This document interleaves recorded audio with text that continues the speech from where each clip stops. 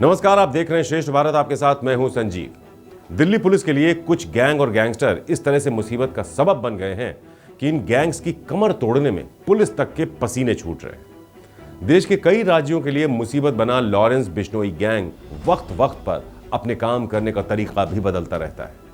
पहले लॉरेंस ने पंजाब के बाहर अपने गिरोह को मजबूत करने के लिए हरियाणा, राजस्थान, यूपी और हिमाचल में गैंग चलाने वाले बदमाशों से हाथ मिलाया और इन गैंग्स की मदद से अपने डर के साम्राज्य को और ज्यादा फैलाया। सोशल मीडिया पर गैंग के लोगों की भर्ती शुरू की।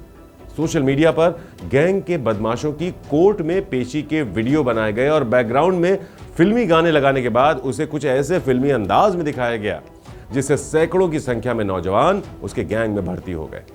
एनआईए की चार्जशीट के मुताबिक लॉरेंस गैंग में 700 से 800 शूटर काम करते हैं। लॉरेंस गैंग के इशारे पर ये किसी का भी कत्ल करने के लिए तैयार रहते हैं। अभी हाल ही में पश्चिमी दिल्ली में पंजाब के एक शराब कारोबारी के यहां पर गोल्डी बराड़ के इशारे पर फायरिंग की गई थी। पकड़ में आए दोनों शूटर बेहद कम उम्र के थे। बाइक से लेकर हथियार तक उन्हें इस तरह से मुहैया कराए गए कि वो बाइक और हथियारों की सप्लाई करने वाले बदमाशों को जानते तक नहीं थे। पुलिस के लिए सबसे बड़ी मुसीबत भी इस बात की है कि लॉरेंस और उसके विरोधी गैंग से ताल्लुक रखने वाले ज्यादातर बदमाश विदेशों में छिपे हैं और वहीं से दाऊद स्टाइल में अपने अपने गैंग चला रहे हैं। सोशल मीडिया पर भर्ती करने के बाद ये छोटी उम्र के नौजवानों से गुनाह कराते हैं और इसी गुनाह का डर दिखाकर ये केबल ऑपरेटर, शराब कारोबारी, सट्टा व्यापारी, यहां तक कि राजनेताओं से भी पैसे की उगाही करते हैं।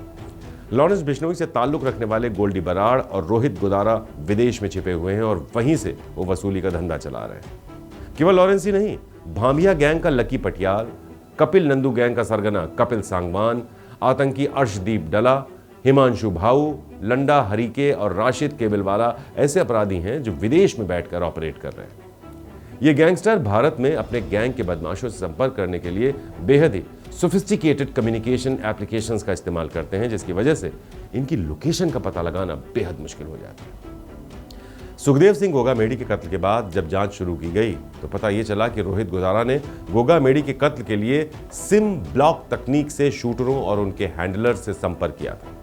इस बातचीत को पकड़ पाना बेहद मुश्किल होता है और यही वजह है कि गोगामेडी की हत्या की पूरी प्लानिंग रोहित गोदारा विदेश में बैठकर कर रहा था, लेकिन इसकी भनक न तो भारत के किसी राज्य की पुलिस को और न ही सुरक्षा एजेंसियों को लगी। अब जब गोगामेडी की हत्या के बाद जांच शुरू हुई तो पता चला कि रोहित गोदारा कनाडा और अजरबैजान में आता जाता रहता है। ये एक देश से दूसरे देश जाने में डंकी रूट का इस्तेमाल करता है। ज्यादातर क्रिमिनल अवैध तौर पर देशों में घुस रहे लोग डंकी रूट को ही चुनते हैं। अजरबैजान में रोहित गोदारा के आने जाने की एक वजह और है, वो ये है कि अजरबैजान में लॉरेंस गैंग के कट्टर दुश्मन भामिया गैंग का मुखिया लकी पटियाल छिपा हुआ है और वो वहीं से भामिया गैंग को चला रहा है। लॉरेंस गैंग लकी पटियाल को मारने की पूरी कोशिश में लगा हुआ है। यहां तक कि लॉरेंस गैंग का खासम खास बदमाश सचिन बिश्नोई भी अजरबैजान में ही पकड़ में आया था। वो भी वहां पर लकी पटियाल को ठिकाने लगाने के लिए गया था, लेकिन इससे पहले कि वो अजरबैजान में कुछ कर पाता वो वहां की पुलिस के हत्थे चढ़ गया और बाद में उसे भारत डिपोर्ट कर दिया गया। विदेश में छिपे इन गैंगस्टर से पुलिस बेहद परेशान है क्योंकि ये विदेश में बैठकर भारत में वारदात कराते हैं और पुलिस के हाथ केवल छोटे छोटे जिनके मोहरे हैं वही लग पाते हैं, जबकि अपराध की दुनिया के बादशाह बने ये गैंगस्टर पुलिस की पहुंच से दूर रहते हैं। तो कुल मिलाकर वसूली के लिए किसी बिजनेसमैन की पहचान करने से लेकर उसको धमकी देने तक और शूट आउट की पूरी स्ट्रैटेजी बनाने तक का काम ये गैंगस्टर्स विदेश में बैठकर करते हैं और केवल उनके इशारे पर ट्रिगर दबाने वाले शूटर भारत में आसानी से मिल जाते हैं। पुलिस गुनाह के इन मास्टरमाइंड्स को पकड़ना चाहती है ताकि गुनाह की जड़ को उखाड़ा जा सके और देश में चल रहे खौफ और वसूली के धंधे पर लगाम लगाई जा सके। मगर सवाल फिर वही, कैसे और कब तक हो पाएगा ये? श्रेष्ठ भारत पर खबरों से जुड़े रहने के लिए चैनल को सब्सक्राइब करें, बेल आइकन दबाएं और देखते रहें श्रेष्ठ भारत।